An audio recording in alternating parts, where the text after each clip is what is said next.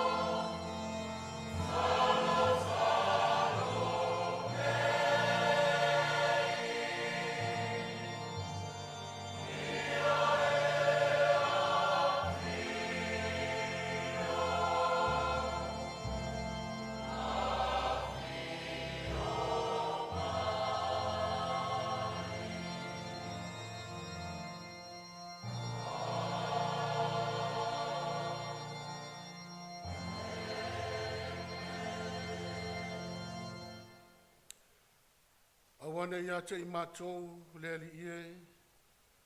Awana ia te I mātou.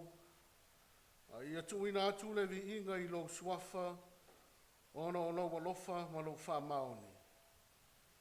Yo tātou te tala. E pa ia. Pa ia lava lau atua. O le na whaia mea umalava. E whaia fo I le tangata ina ia ola vivi I maola tāpua I ia te oe. Ala leo le nei tai au ina wa mātou poto ma lau whanau whātua tua nei. Watu la mātou tāpua inga I lau wa whio e te tau ai. Ma ngā lava lea lo mātou watu ai. O la ngona lava lo mātou whātau waa e whisanga ai ma le mamalu ma le paia o lau wa whio I le me nei. Wao I mātou lava o se whanau e anga salapea. Ala leo wa mātou mua ia whiatu au nei whaia lava le nei Sauniga. Ia fio maia e ala I le mana o lo wanganga pa ia. Se e tauto o luaina lo mātou vai ma le ato atoa. Mea manua mātou tāpua ia tuai I rāua fio. E le anganga ma le whamaoni lava. Mai wai le nei Sauniga le vi inga o lo suafa. O mātou te talo e ala ia Jesu Keriso lo mātou wali I ma lo mātou whaola. Amen. Tātou vivi atu I le atua I rona vi inga I vanus fulmaltasi. Amen.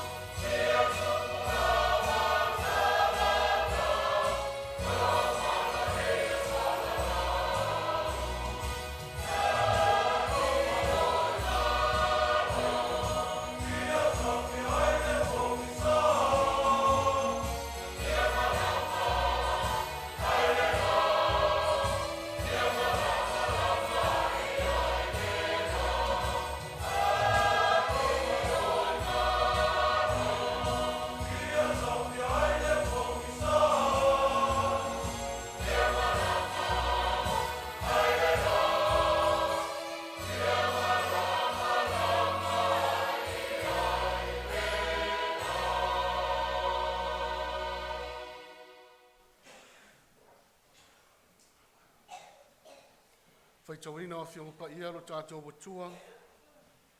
O le tusi mai le whenga inga tuai. Tusi o tāni enu ilona mata upo e whā. O le a tātou whaitau whelafo i mai. Mai le whai upo e iwa. A e lua sifu ma le iwa. Whangata le whai upo e tolu sifu ma le tolu.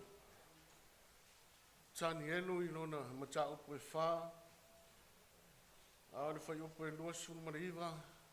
Whangata le tolu sifu ma le tolu. Tātou te whaitau whelafo i mai i ai.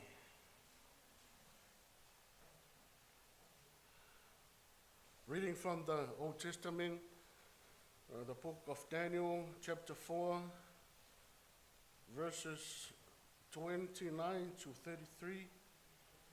We will read responsively from the Samoan version. Whaafonga maia o nisi nei o whionga pa ia lo tātou watua. Ua mawae masina se fulu mane lua, o na whea lua iei lea o ia, I lunga o le maoto o le malo I Papelonia.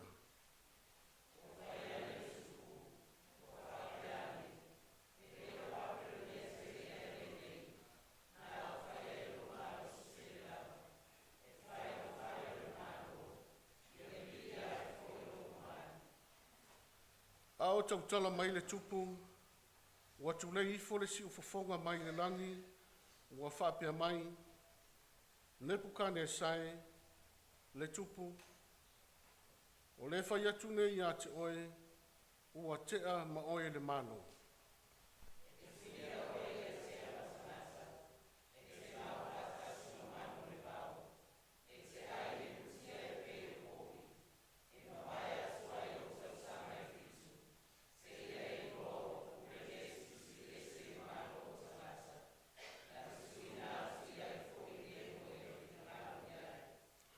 Whawa pēr, ua wai tu waso, na tu uwai, na tu lia lea o ia, mai tangata, wa aifoi o ia e tia e pei opo, o soro le tino e sau le o ia tutupo o na launu, pei o fulufulu o aito, o na matio o pei o ati I vai a mai while. O le tusi mai le whenga inga fōu, Evangelia Ioane, I lona matau koe fitu. O le atatou toi whaitau whelafo I mai le whai upo e whaase fulu. Sa ia whaangata I le whai upo e 5 ma le lua. Ioane, lona matau koe fitu. Whai upo e whaase fulu I 5 ma le lua tātou toi whaitau whelafo I mai iai. Reading from the New Testament, John chapter 7. We'll be reading responsively from verse 40 to 52 from the Samoan translation.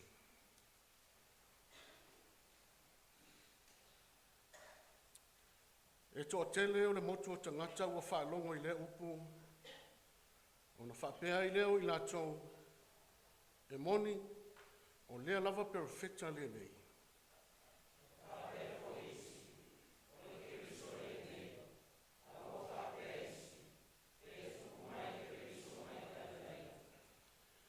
Ua le whai mai ea le tusi, e tupu mai le keriso mai le whanaunga tāwita, mai pete le ema foi, o le ai sa iai tāwita.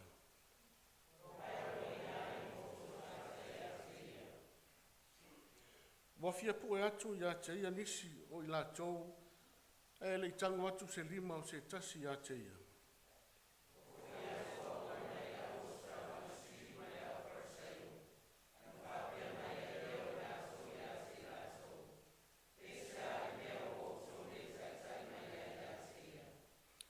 Ona tali atu lea o auna, ua le ai lava se tangata e tautala pe o le nā tangata.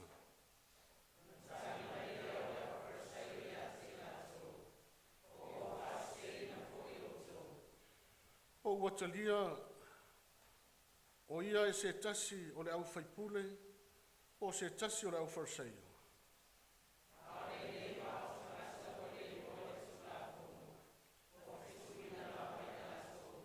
Ua whai atu ni ko temo ia te la tau, o ia na alu ia te ia i le pō, o le isi fo i o i la tau.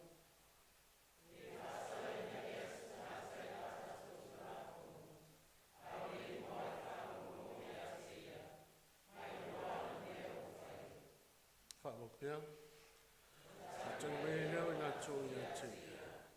E te se kagi leia e e sa ili mai e inoa, e le tu mai lawa se peo feta mai kalilei. Whamanuia mai le tu e ale le tātou whaitau, ma whalongo longo ina na fiong pa ia, tu maupe ia te ia lona lava vi inga nei, mai o le whawavau lava. Amen. O lea sa tau mawhau no lea sa sau no mai sunga ia wa oi. O le sa whai au tonga o ngasa, lea nau whaitu ai, o lea le whesi tana lea ngai te o toi se ai mawhau tamiti. Ia au tonga ta upu ia sa wa oina. Ai, o le la whai pia nai whesiri whai ngofia ia mo nei tamiti.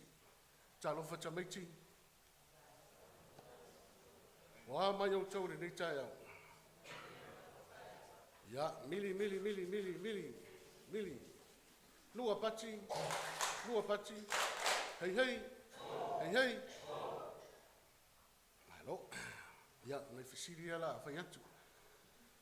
E lima nei au whisiri e fia whai, ai mawari tau ni tangata e sa ona ni tali.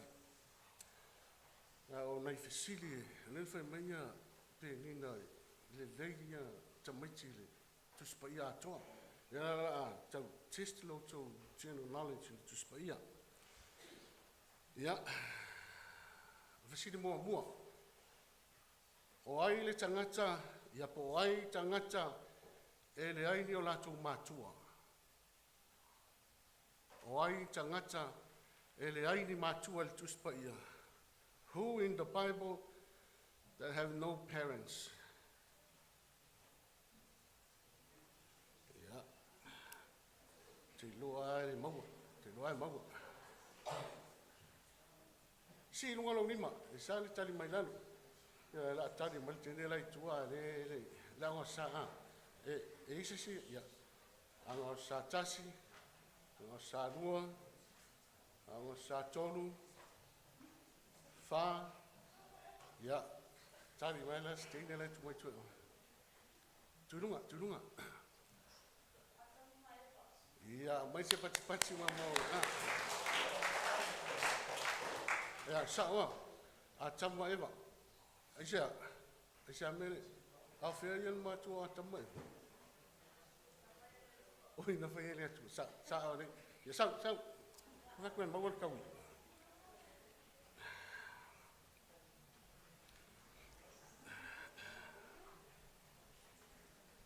Ia, malo ale matapoto. Ia, me alo whare mo, oi, tai.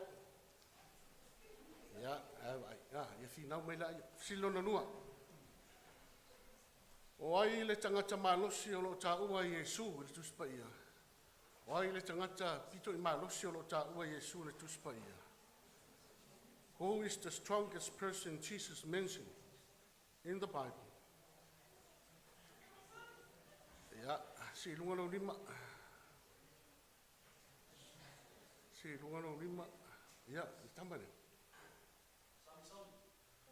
Le whangau Yesu o le whangau ki Samson. Sa ta ua e Yesu le tuspa ia. Manel tamu whai, ia oisis. Le tangata malusi a le whamatala Yesu le tuspa ia.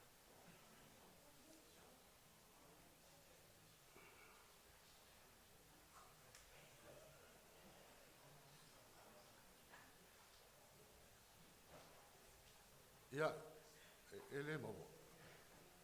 O lai si imere li mo tangata lai tua yo. Ia, lai tua. O inga fusu mo yang il baptiso. Ia, ma nai ele tamu whai. Manel tau mawhai. Ia. Sei suane le mātaio. Suane le mātaio sfufitu. Suane le mātaio sfufitu. Fai tau mai leo le fai upu e luas fulu. Mātaio sfufitu. Fai tau le fai upu e luas fulu.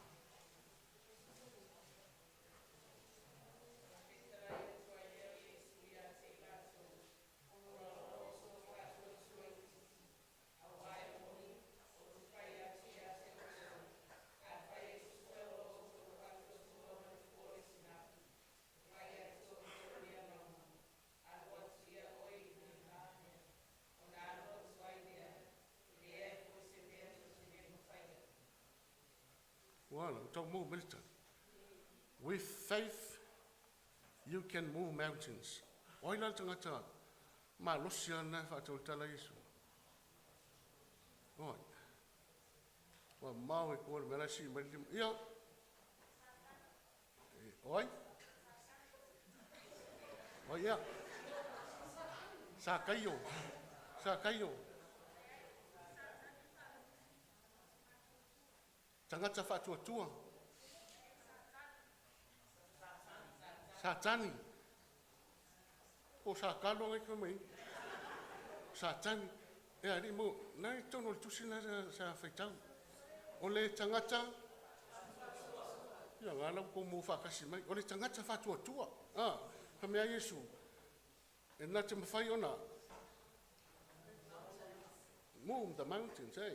Ia, o koe kōura lau kupe langa. Nere mō sisi. Ia, silon tonu. E la umi ere mea. Wai le so ole na tofia suia yuta le na fala taina Yesu. Wai le so ole sa tofia fala suia Yesu yuta le sa fala taina Yesu.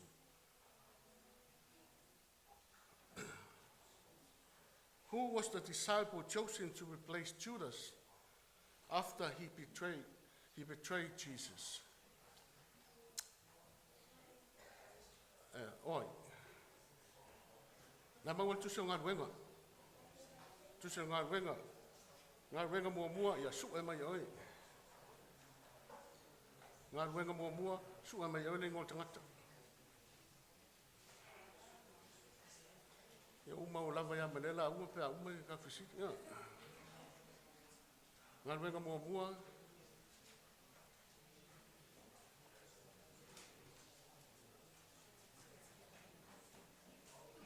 si lunga lo lima.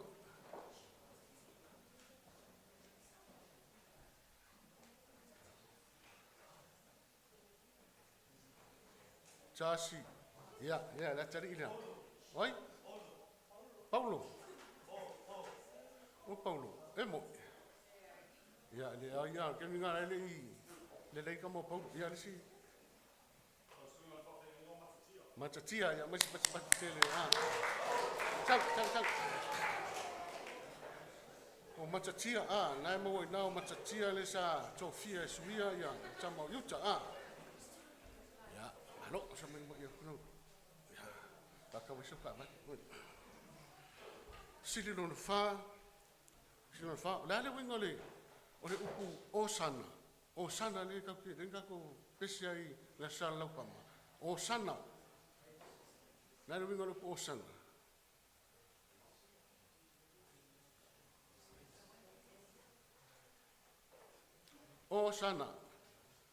Osana ia fiu mai, pese tangata la sa la pam. Ele foi lá, uma tangata foi malo ai. Osana.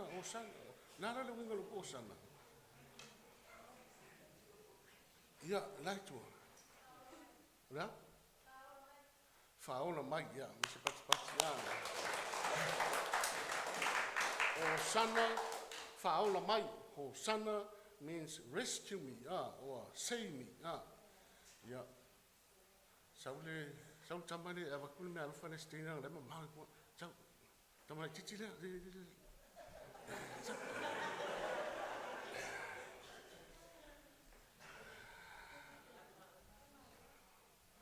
Ya, vai lá me alfa le la ku ila kadi ile, vaku le lei ai foi le lei.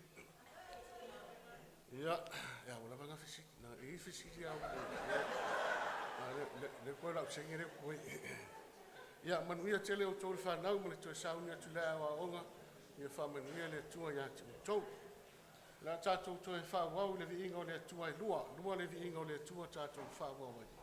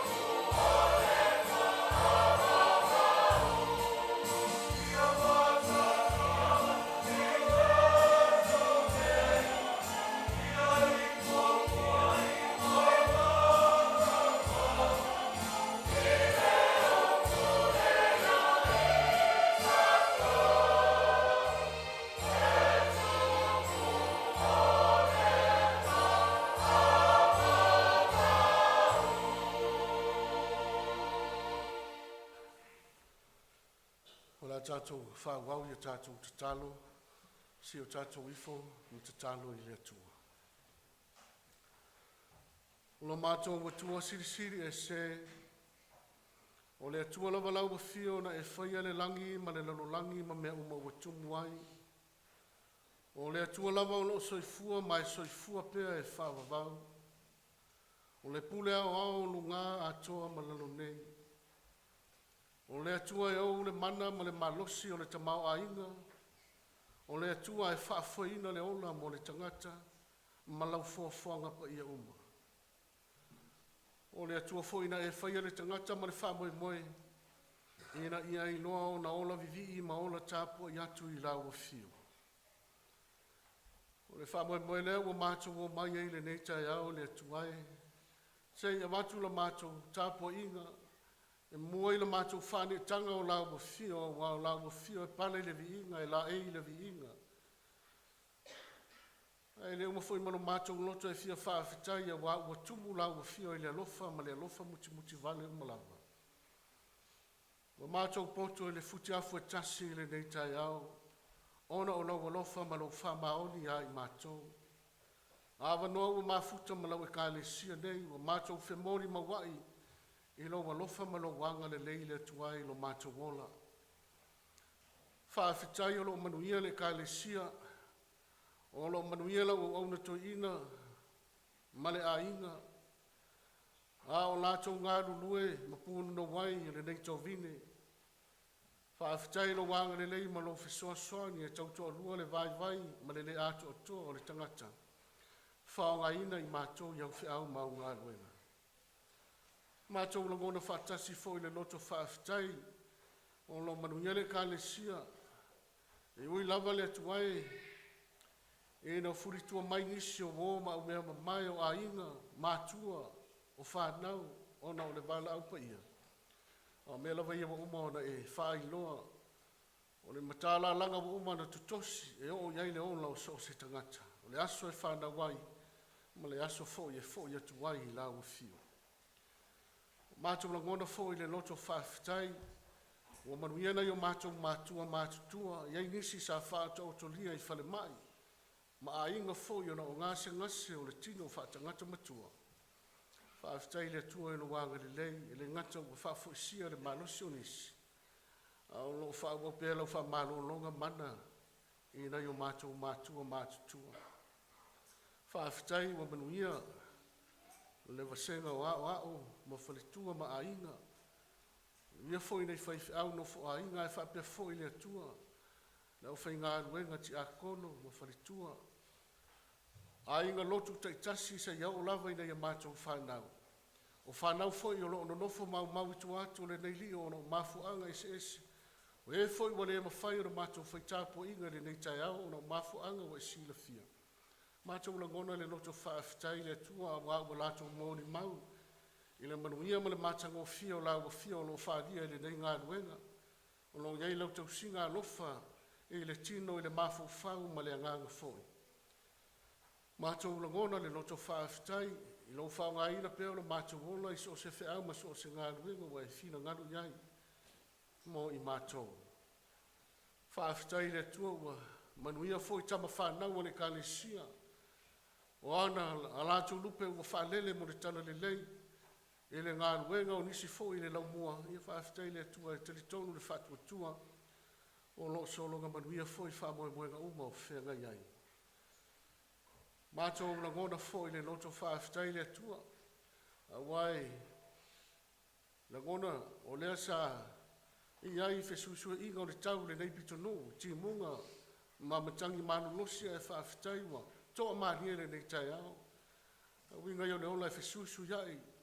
E whaapea fōi na whesusu iai no walofa manuanga le lei mo i mātou. Whaafitai wa manuia fōi na yo mātou a inga o wōma au mea mamai wa yo ta ape masala lau e le ngata i New Zealand nei a o atunu e mamau. Le ngata fōi le le atua mātou whaafitai wa manuia le nei atunu o mātou no nofo mau mawai e wilawa ina. Ia ia whāma matangi manunosi o whaalawe lawe whaale nātua. Ia o mea lava wa umo na mātou i loa. Wa uma fōi ona e tapena iai no mātou wola. E le mawhai ona mātou alo e se ai. E whaafitai o maua pēle toa mālia ma le toa while mua le nei atunu. Pe a whaatusa tusa i le tele o atunu o le nei lano langi i tau o mawhewai vai inga. E sili fōi ona mātou whaafitai o langona ina pēa le si uwhafonga o lau tala le lei. E ala i le whata whaitaulanga ma le whata whaitaulanga. Mātou langona le loto whaafitai le atua pe a mana tua si o mātou o tunu o Samoa o mātou tofi.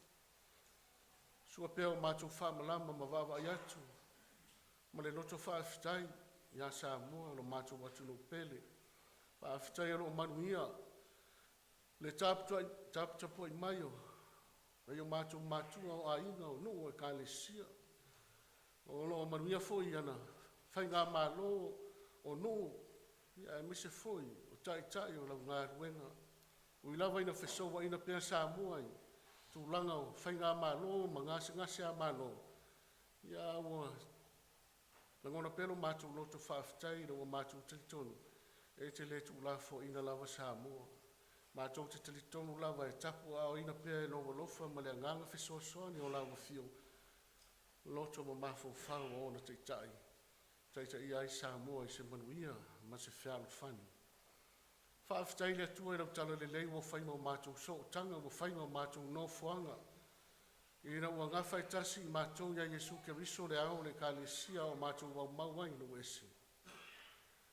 Ngololo mātou whaafitai o na ua fionga pa ia o mātou whaitau ma whaalongolongo. O ua fionga lava mai le vavau e o i le whaavavau e whetalaia fo i lo mātou o lai le tūpulanga ma le tūpulanga. E whaatonu e whaapoto e au i mātou, ina ia mātou loa atili i lawa fio. Whaafitai le manau loa nganga pa ia lo mātou whesoa soani sili. Na wao le nganga ua whesoa soani tauto alwa ina so mātou vai ma se le ato toa e maisi o mātou whai ua whai. A o se wha mawhan whananga fo i taimi o mai le atu vale ma le mautonu i lau whanau. Whaafitai siri o Jesu Keriso lo walo pele na wina mai. Sa i tongi o laina lo mātou wangasala.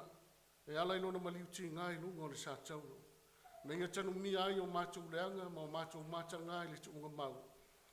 Ai toi whaatu i mātou whaatasi mai ai na o toi tū mainu malo mai le oti ma le tuunga mau. Vea i mātou matangata fau pe a whai e moni o na mātou talia ma whaatu atua i a teia. Tu mau pele vi inga ma whaamanuina lo suafa le atua e whaavavau lawa. O mātou whaato e se lava i o luma, la mātou i whonga i la ma pōna i le nei tai au. Ke le lava lo mātou nau pe tai e le paitumutumu lava a mātou au nanga e le paitumutumu a mātou tau ma whainga le atua e. Mātou lava o tangata e anga salapea. Mātou lava o tangata e au ese ngō fie ma lawa fio. Tele lava o teini wa, pupu o mātou loto i mea o le nei o langa. Whaangalo maari e lawa fio e se i whaamaria o mātou tui na nau o le ola. Ma mea ua manatu iai o mātou loto. E le au ngā mo i mātou. O tele foi teini le atua o mātou. O ese whaale i longa ai ma lawa fio. E ala ia mātou wā mionga. E o ai mawhau whangalilo o mātou loto o manino mea umai lau sila mai. Alo mātou vādu nofo ai o le isi le tasi. Ia wai sila fia lava lo mātou vai le atua e tele ina le moni le lofa. E tele ina le atangia fofonga o lawa fio i o mātou winga whaalia. O mātou winga whaalia fo i wa whai ma whaafita auli e lape ai. E matau teva ai na isi uso lo tau mo whai mai. O le anga ia le atua wa mātou maasiasia i lava i o numa i le nitai au. Ala mātou talito nunga le atua i leise me tau tō lau wina. A wā ua loa na sila fia i mātou uma teito tasi. E sili fo i o na sila fia i mātou. Nai lono mātou loa i fo i mātou lawa ia wā oe na e fia i mātou. O mātou mai lawa le nei tai au me le loto sala mō. Mātou tālo sanga ina loa lofa tō noa le atuai. O a mea ua mātou se sema le tonu ai la tātou mafutanga. Ia e lofa mai e whamangalo lau whanau. Whapale mai pēr lau a fio ia i mātou. Ia ao mai pēr lau wanganga ia i mātou. Era ia mātou i loa lau whiangalo. Ma mātou whaia lau amia tonu. Mātou talo ina ia. Ta pēna ni loto fau ma ni loto mātango fia i tutonu ia i mātou. O loto e fia sila ia i lau a fio. Ta talo fo i le tua ina ia e tutone a lofa wha lau a fio i o mātou loto. Ina ia mawhai ai o na mātou ola e whiano lo wha ai e whamangalo ai e tusa o lau whina ngalo ina ia mātou ola whiano whanu. Mātou mana onga le atua e le nei tai au. O e lava i malia ai o mātou loto i mea le uma. Ia e whamanuia lau e ka le sia nei. Whamanuia i lau o ona to ina ma le whalitua ma le no whaalo. E maise o nai toi tengi o to toi le ka le sia nei. Ia e wha i le malosi le tino i le mawhauwhau ma le nganga e whaatini ai fo e mo le ai. I lau whi au ma lau ngā ruenga. E whamanuia le ka le sia. I so se vai pano le soifua au auna. Male soifua tautua i lau fia. E o lava ia mātou whanau. Ia e whamanuia ia i lātou. Wa i le malosi le tino, ia fua i le malosi le nganga. E whai ai le tautua ma le au nanga i lau fia. Lātou tautua pēr ma le ori ori. Tautua ma le fia fia. Tautua ma le māsarusaru. E leo se mea e wha lea o ngāro lātou tauti ngā o whaia i lau ngāro enga. Mātou te tālo fo i le tua, mō na ia mātou whanau. Se e whamanuia na ia mātou whanau. Whia ngai nisi ma ngā ruenga o whia ngai nisi ma o onga. Toi amatalia fo i le nāwa i aso nisi. Te tālo i e se i leo leo ma e pui pui i lātou. Whaapoto ina i mea wāwa o ina haifale a onga. A ia siri o na lātou manatua e ola. Ia ava ma māta tau i lau fio. O le ato anga leo le poto i te whina ngalo ai. O mātou te talo, si e whamanuiana i o mātou mātua mātutua. E nisi o whāta o tolia i a inga o na umai o le tino. Nisi fōiwa. Whāsolo solo manuia mai sa whianga iai. Iai pēr lau whamano longa mana, ma lau whamano longa whāwau mo i lātou ni atuai. Ia anga le lei nisi o whiangai ma mawhatianga o le tino, mawhatianga o le mawhauwhau ma le nganga i le kānesia. Ia whasa o loto e lau fio i lātou e ala i le mawhatanga ma longa nganga pa ia. O a foi polo kalame whaaluanu lau e kānesia mo le nei vai tau e sila fia. Ia iai whaatasi ma longa nganga whesoa soani mo i lātou. O mātou te talo foi nei whanau o loo au maui tua atu le nei lio. Ona o mafuanga ese le ngata wawa onga o ngā ruenga manisi. Ia o iai au whamanuianga no mātou atua. Whamanuia e le kānesia i ona tūlanga uma. Whamanuia le nei pitunu o lātou no nofu mau mawai. Te talapea avanua o wā le atina ina o nai a inga e whapea foi lau ngā ruenga. Talo foi le atuai e se e whamanuia na i o mātou a inga o woma o mea mai. E so se turi mano le nei lano langi. Whamanuia foi le nei atunu o mātou no nofu mau mawai. Maua pēle toa malie ma le toa file mua o mea oma. Whamawhan whanaina foi nisiwa. Whia ngai ma mawhtianga o no whalawe lawe whale nātua. Ai a sili o na langona pēle si ufufonga alofa o lawa fio e ala i le tala le lei. I le tala le lei ala i le whata whaitaulanga. Ma lea whata whaitaulanga. Talo sia si o mātou atunu o Samoa se e whamanuia i ona teitai. Teitai o le malo, teitai o nuo, teitai o le kānesia. Se ia teita ina pēr le mana, ma le ata mai o lau fio. E te whaatonu fo lau i o lātou langona ma manatu whale tangata. Ena ia whausia se Samoa whealu whani o se Samoa fia. Ma se Samoa manuia i loa o na awa ma māta tau i a te oi. Pa manuia foi le tāpua inga na i o mātou mātua o a inga. Kānesia manu. Maise o lau au whainga ruenga o lo whanono manu o wase manuia o Samoa. Ia mai mātou foi o lo au mauinu ese. Whamanuia tama whanau o Samoa. I so se turi manu o le nei lalulangi. Ua mātou te tālo le atua se e whamanuia le lalulangi. Le nei vai tau i tau o mawhi vai vai inga. E leiso mātou malosi, e leiso mātou poto e o iai. E nao lawa fiolo mātou atua. E o ia me o ia whaia pēlo whina ngalo mo le lalulangi. Ia i loa e le lalulangi, lau ma manu ma lau silisili ese e ola. Ia ava ma mata tau atu ia te oi. Whamanuia, mai anga le leia i lātou o mawhatia i so se mafuanga. A patu loa a o lofa lo mātou tamai. E o i whale mai e whapea foi i lau whamalo longa. O e o i whale pui pui. Toi whelua ina lo lātou ola mo mesi. Ua mātou te tāno le atua. Anga inga o le nei aso ma na mātou tāpua inga. Se taimi o mātou whanonga longa i au fionga pa ia. Ia launga launga fio e ala i lau au na whātou waa. Mātou whanonga longa ma le mautinoa i whiaua lofa o le tala le lei mo i mātou. Whiau whaangasoro le nei vai tau, mātou tuina atu, se e tapu a o ina lo mātou wola vai vai, e manuia ai ma e ma lo mātou whaiva umano mātou tamai. O nisi nā o mātou te talo, mātou te langona lava e vai le ngana e vai fo i o mātou tangata, o a mea ua le mawhai ana o iai la mātou whaafitai wa sila fia o mātou loto. O a fo i mea ua le o iai la mātou whaatua senga ia, whaamangano i mātou. O a fo i mea ua le o iai o mātou mana onga, wa sila fia mea mātou te manu iai. Ia whaia lava lo whingano, ai awa lava ni whaia lo mātou whaatau wanau. Ua mātou wole ma wala watu ia mea umai ala sua whapele o Yesu Keriso lo mātou wali, ma lo mātou whaola. Amen. O le a tātou toi whaawau i le pese se launo si fulmanifitu.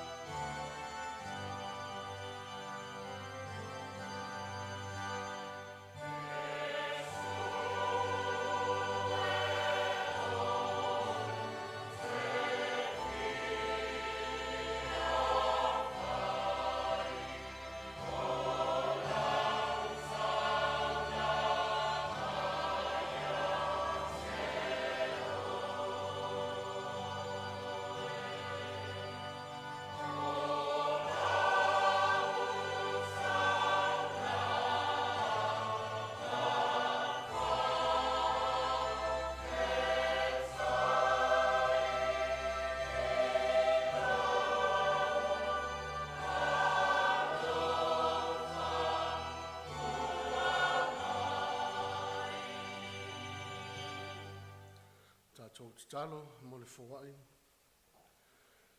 O nisi nei o le ta mau a inga whaasoa o lau fio. E ala i tupena mātou maua, o mātou te ofo atu e whai ma mātou taulanga i lau fio. O mātou te talo le atua, e fia ofo atu whaatasi fo i ma o mātou tangata i ao ngā mo oe. Le atua e se isi sila mai au fufo ngā lofa, se i e talia i mātou ma mātou taulanga, ia e whapa ia fo i ma e whamanuia mai. Whao ngā ina pēro mātou ola i se whiau ma se ngā ruenga i te whina nganoi. Ia o ina pēr i mātou i mātou i loa Lotu, le winga o le ola fua i mo lau fio ma lau ngā ruenga. Mātou te talo e ala ia Jesu Keriso lo mātou ali, ma lo mātou whaona. Amen.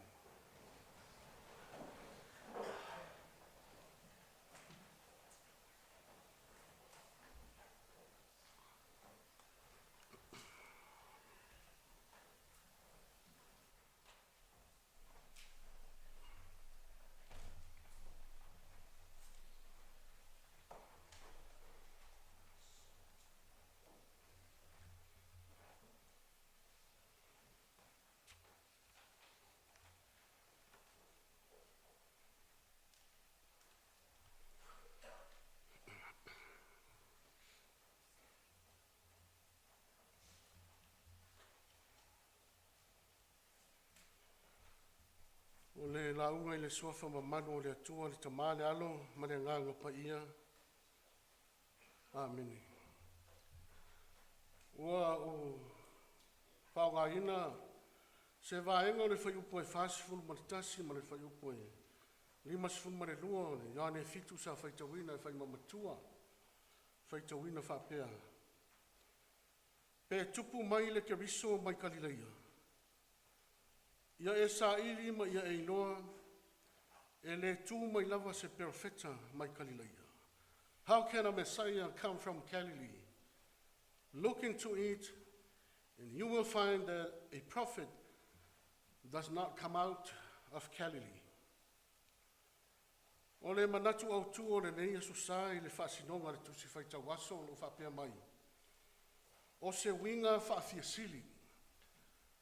O se winga whaafiasili, an attitude of superiority. O le manatu au o le nei lua vai aso walu, whaamaua lunga ma le whainonga tangata. Whaamaua lunga ma le whainonga tangata. Pride and prejudice. Pride and prejudice.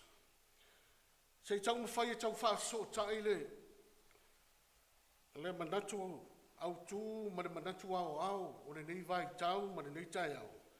Se tau whawhaingo whiai se whaamamafa i le nei vai tau le tusi whaitau waso le kālesia. O loo whaonga ina mai le manatu au o le nei lua vai aso le upule o le pride. Au le e whaasamo ina mai o le whaamawa lunga. E a tātou mawhau pēa i le pride lava ia i lona nātura ma lona winga whaingofie. O se langona le lei, e maua o se tangata. Pride is a positive and a healthy feeling of self-worth and accomplishment. E so lava I vainga e pe e tau talawhia ngai le upule o le pride, ma le upule o le mita. Mita mitanga. Na wai tofu ai tātou ma mea tātou te pride ai. Mita ai. Things that we pride ourselves on. Tātou te mita I o tātou whasinomanga.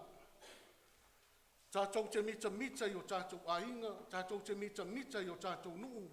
Tātou te mita I la tātou watu nuu ma tātou wanga nuu ma ngai whanua. We always have pride in who we are and where we come from, our culture and traditions. Tātou te mita foi ni mea le leiwa mawhai o na tātou au sia, ma whaatino ina. We should have pride by helping others and being kind. We also have pride in our successes and accomplishments.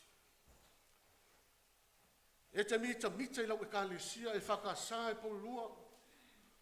O te mita fo I siau tamai ekalesia e whakasā I Whanganui. E wina lai titi. So pride is about respect, loyalty, and honor. A tau whatusa lai le upuna o le whamaualunga, o le whamaualunga o se winga I lei. E tau talawhianga iei le whaperitani o le arrogance. Arrogance is a negative feeling or attitude. It is an attitude of superiority over others. O le whamaualunga e mafua I na ua nofo le tangata, masi I tia lona lava tūlanga, mai isi tangata. Ina ua manatu se tangata a mea o au o tāua atu, o au o maualunga atu, o au o ngā atu, o wata mai atu, ma o malosi atu, nai lo isi tangata. E I loa fo I manatu malangona o le ngangana, ma winga whaalia. Tau ese lai titi la le pride, ma le arrogance, mita, ma le wha mawanu. Peita iani, e mawhai o na li ua le mita, e avea ma wha mawalunga. E iai le avanoa, e li ua ai le mita, e avea ma wha mawalunga. Wha pe whea o na tupu. E tupu pe a o ina le mawhai o na control pe wha foe langona o le mita. Pride can turn into arrogance when it becomes excessive. A o loa ina sa ona mita vale le tangata. Ona whanau mai loa lea o le mea e ngō le whamawalunga. Ma le fiasili. Ma le whailonga tangata e peo mafu whaunga o le nei vai tau. I le tusi whaitau aso o le kalesia. O le tau whaafisota inga nao le manatu au ma le manatu au tu o le nei aso. Mita o le mawhai o na whaafoe e whanau mai ei le whamawalunga ma winga fiasili. E whapena le ata le au, tau wawala mai mafu whaunga le nei aso. Tau mai apea le mafu whaunga lea, o atu nuu uma e tofu ma le taulanga, le capital. E fo ilau se tatu watu nuu o Samoa. O Samoa iai lo na taulanga o apia. A tala noa I apia, o le taulanga o le laumua e mita ai so te tangata Samoa. O le mafuanga o apia o lo o iai mea uma. O apia o lo iai matanga luenga o company te tele o whare o loa te tele maso se mea. E o lava fo I a onga e peisa I o a onga le lei uma ma onga mauru lunga le lei. E tutu uma lava le whaata amilo sanga o le taulanga. O aso fo I la ia. O tangata pita o iata mamai o le atunu. E peye au mai uma whainga luenga I apia. Mai wai lava ina au mau wainis. O lona winga o le tala e tau whai atu. E pei o apia sa whaafoe o matuai mea uma. Mo le atunu o atoa I tūlanga o tau whai ngā manu. A whaila e aso ia. A e a onga I apia. Ia pe te whai ngā luenga fo I apia. Ia ona pei a lea si tia te isi lau tūlanga. Iau lava langona. Wa e mita foi. I lea tūlanga. Ia ngare no whaanga e lolo iai mafu whaunga. Mai so I mātou ia mai no I tua. Masala whai fo I se tūlau. E lea fia ia sa whata ma whane la tai langa. Isi taulanga nao Samoa. O mātou ia mai no I tua. I ia mafu whaunga fo I lea. Ta fia alua I apia. Ta fia nofo I apia. Ta fia onga I apia. Ta fia whainga duenga I apia. E maualunga le vaai I apia. Tau whapena le ata leo lo vaai e tutonu o le nuu o Israelu ia po I uteia foi. E ona tau whamatala mai I Ioane. O Jerusalema o le laumua o Israelu e pele I so se tangata Israelu. O le I o I mata o so se tangata Israelu. Aisea. O le no fuanga o lo tu ai le manu. O le afio anga pa ia o le atua. o le fatu ma le o ngā tonu ngā le mua le ola o so se tangata Israel. O whea lava e nofo ai le tangata Israel i nuu i tua, i te tau ngā o na o mai Jerusalema e tāpua i le manu manu. Maua lunga ai Jerusalema i le vaai a tangata Israel. Le fo ia mauni mau le teimi na whaata whea i nuu i Paperonia, Fai mai ua no nofo i au vai ma whetangisi ma fai mai Jerusalem mai. A fai ngalo oi a tau, ngalo lava i lo lima tau matau. A fai o te le mana tua oi, i a pipi i a e lo fai vai lo ngutu. E a le whaasili Jerusalem mai mea unga o te fia i ai. O le maua lunga le nao Jerusalema i loto mao langa o tangata Israel. A faifo i la e whaawasenga, tai o lotu ma tai o le manu. Be o le au staulanga, o le au forsai, o le au tusi upu, e lato uma o lo ngāru lue mau Jerusalema. E mawhai o le whapea, se o lau wia lava nei o le nuu. O lau wia lava i lato o le nuu i mea u. Pe a tau whatusa tusa, ia i lato o lo ngāru lue, ma au nei pito nuu i tua. Au mea ia nita mita ai le tangata Jerusalema. I lo la tau manatu o i la tau o tangata pito i tāua, ma o whaunu lunga fo i o le nunga uma. O i la tau e pito atama mai, e sili fo i o na la tau malama i mea tau le atua i le nunga uma. Ma o le telefo i o whamanianga ma fola folanga whaalu alu le atua, e wha autu uma lava Jerusalema. A whaila e mita le tangata Jerusalema, i lona tau wha Jerusalema. Sala ina mita. Mai te tau o na mita. Peita iane. O le mita, ua le ema whai o na whaafoe le lei. O le mita, ua sa o na whai, ma ua avea ma mai lei e pa ua tuai le vai vainga o le whaamaua lunga. Ma le vai vainga o le vai maulano, ma le whai lunga tangata e pe o mawhauwhaunga o le nei asu. Fai mai na moni mau o ione pe ona tātou whita wina mai le. Ma tā upo e fitu. Ina ua mata ona lau manuia le ingoa o Jesu i Jerusalema, ma ua mata foi ona whaalongo iai tai o le nuu, ma tai o le manu. Ona lātou tū whesilisili lea. O whea e sau waile nei tangata ua malo ai tangata i lea ai. O whea e sau waile. A wā awhai o se au na whawina mai lea tua. E ta tau o na tupu mai i to tonu o Jerusalema. E ta iane, na wha loa iai e nisi whai mai, o le tangata lea e pisa o ai le ai, o le tangata e sau mai karileia.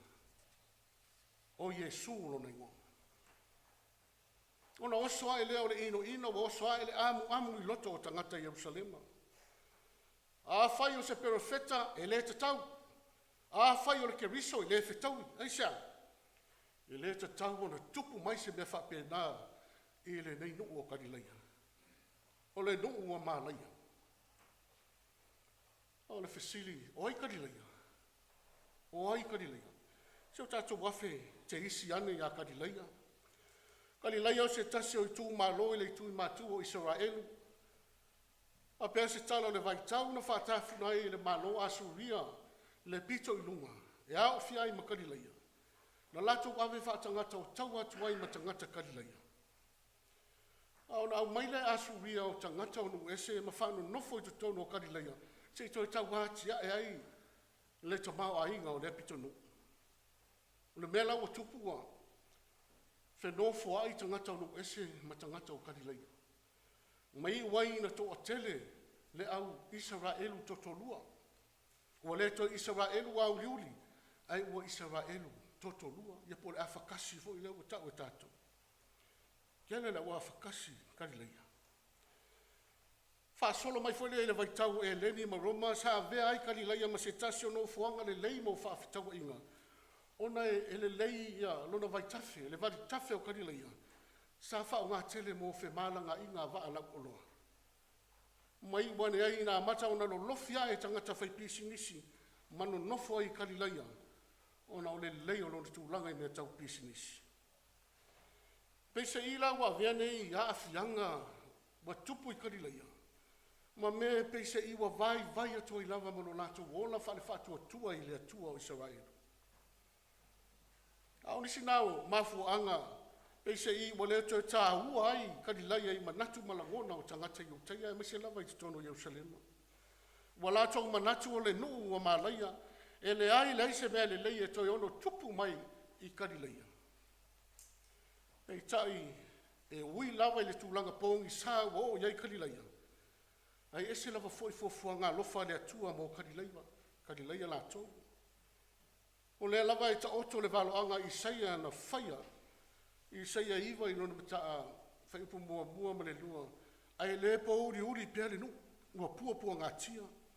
Whapei ona ia whale au ngā ina na mua le nu se pulona ma na whatali. E whapea ona ia whamaluina. Ai ona po amuri. O le ala i le vai, o le mea i tala ana i o le tana o karilaia o no ese. Ona whai mai leo Isaia. O le nuu sa wavari i le pōriuli, ua lato i loa le malama tele. O e sa nofo i le nuu o le ato le oti, ua pupula mai ate i lato le malama. I oe, o mea ia na lei loa e tangata Yerusalema.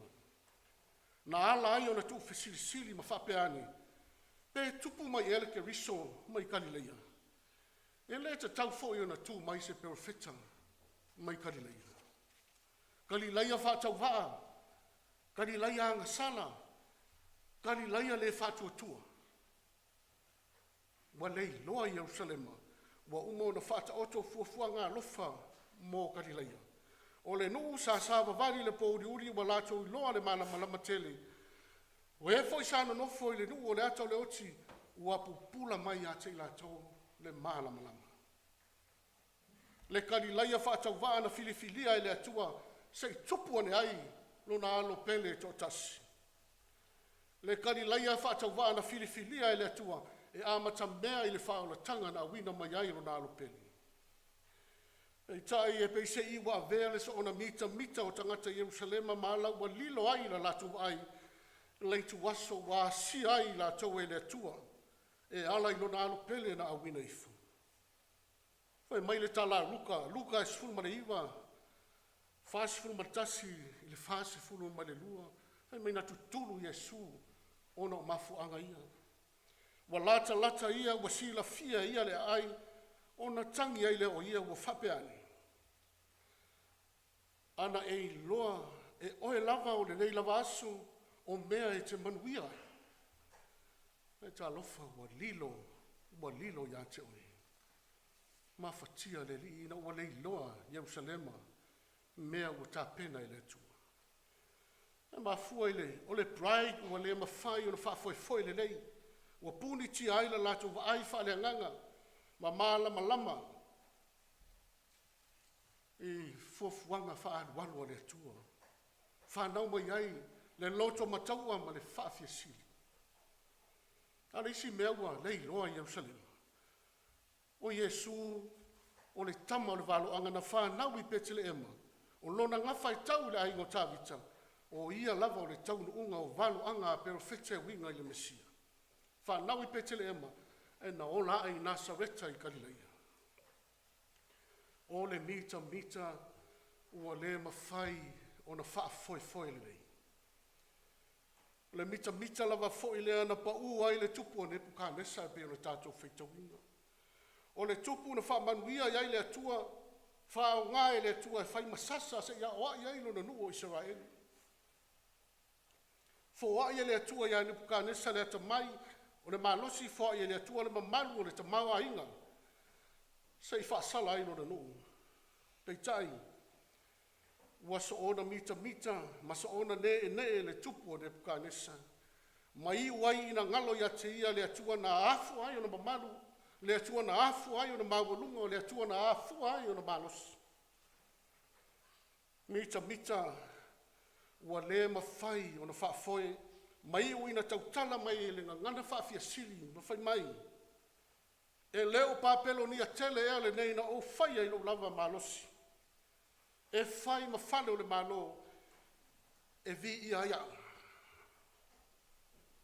Vi i ai lo mamalu. Pe leo Papelonia tele ele nei na o faia ilo lava malosi tele. O le afuanga le nao le pau o Papelonia. O le amatanga fo i leo le whātou i laloina ma le wha ina o Nebukanesa e pe o le tātou i loa le tanga. Fai mai wali ua e pe o se mea ola, ua nofo i fafo ma ua ia aia fo i le mutia. O le pride, ua le mawhai o na control. Le no ue o le atua i le neitai au, o se wha manatu tā ua fo i lea mo i tātou o le tala le lei. O tātou au na mangānu lue ai le ngānu e ngā le atua. E le whasiringia le ano ai ma le whelanu lanu mai o mea lofa o tā leni o anga vai se ese ua wha mea lofa ina i tātou e le atua. E whelanu lanu ai fo i wala wina ese ua wha ngā ina iai e le atua Lotu soifua ma so gola vai vai. A wafo i tau ma whainga ese ua ma whai ona au sia ma wha pale ina ai. O mea umalava mai le atua. O lono winga. Tofu i tātou, mani mea ua tātou mita ai mai le atua. Le tua lalo le tala le leile nei tai au.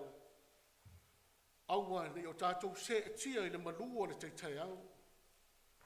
A whai e sau le manu, sau lai pēa le vaai i le ngalu. E au o na wha foi le lei, o tātou langona mita i mea ua whamanuia ina ai le atua o tātou o langa. Lea ngā o loina le mawhai o na whafoi le mita, o na whanau loa lea o le whamawalunga, mai iu ina wa ai maulalo ai le istangata i le istangata. A o loa ina le mawhai o na whafoi le mita, o na ngalo loa lea i le tangata o le atua, e o mea ua tātou mita ai. Nei o tātou pei o Nebukanesa ma tātou whape ifo. Pe leo mea uma ea nei na o maua i lava manosi. Pe leo mea uma ea nei na o whaia i lava atamai. Ina ia o vi ia ai. Wai aso na te anei na tātou whalongo. Manatu au tū. Post full time. O le lau whaiva o le mawhai o na whaafoe le leimo a vea ma mea o le anga ai le tangata atoa. O le aso sale nei o winga. O ami yonga whaafia sili. O le tua lalo lea le tala le leimo i tātou uma. Ia whai malu o tātou whaiva. Ia ta ia lalo pēa le ia le a inga sasau mani. Ini wha mani yanga whe lanu ai. O tātou maua i le tua wa iau tau ao ma o urima. Whai mai le salamo. Awane ia te mātou le li ie. Awane ia te mātou. Ai e tui nā tū le vi inga i lo suafa o no lau alofa ma lo whamanga. Ia uma ona tātou whai o se ngāru wenga wale lei, tātou whapeifu, tātou lava au auna lea o ngā. A le whamoe moe o le tala le lei, ina ia tātou whaau ngā ma le tatau mea o tātou mita ai mai le tua, e au nā tuai le tua i so se awala. Ia whao ngā mea alofa o tātou mita ai mai le tua, e te alofa ai le isi usoa tangata mo mia se alofa. Whao ngā e te whamalosi atu ai ma whanotu tele ai, i se uso o vai. Ia whao ngā mea o tātou mita ai, watu ai le mawhana, i se uso o whanoa noa, ma ua le mautonu. Ma lopo lua le ngā ruluei, Wafu lau tau tua i le tua. Tele mea lofa whelanu lua i le tua i te tau anu tau mita ai. E ngā tau au lupe whalele o le tala le lei, tama whanau le ka le sia i le tele o tau mai ma ngā waa ese. E a le loto i whanu le ka le sia. A le au tau le ai o tau le pena, o au tau pare le tofi toina. Ia manisi lava o mea i tele, ua mawhai o na tātou au sia. O ata lafo ia nā o whamanianga le atua i le kālesia. O lava o lea, o le mita ngasili o so se kerisianu, ia tātou mita i le ari o Jesu Kerisu. O le na ia ofo ina no na lava saifua pa ia, ina ia whaola ina oe maa o le tangata angasara. Le Yesu Keriso, ele imasiasi, isi ona nuu whātau waa o karilaia. Le Yesu Keriso, ele iso ona mita vale foi, I lona whaasino manga, o ia o le alo o le atua, o ia foi o le prejudice o le langi, na fio ifo. Aia. Whai mai ua ia tuuina ifo o ia I se tūlanga maulalo lava. Ua vea o ia e pei o se polonga, ira ia wha mau alunga ina, o tātou tangata wha tau waa, mare le tāwalo. Wai mai o le maa sa tu lafo ina le tufunga whauwhale, ua iu ina vea ma maturi manu mau pito alunga, a le atua. A o le loto maulalo lea, na whātou I lalo ai e Yesu le malosi o le oti, ma ia tu ua ai le pongisa o le tuunga mau, I na ua toi tu manu malo. O le whaia ina lea, wa ia tā pena ina, mo oe mau, ma I tātou uma. Pe a whai tātou te au, au na pea ia te ia, ma le loto maulalo. Ia manuia ona o Yesu. Amen.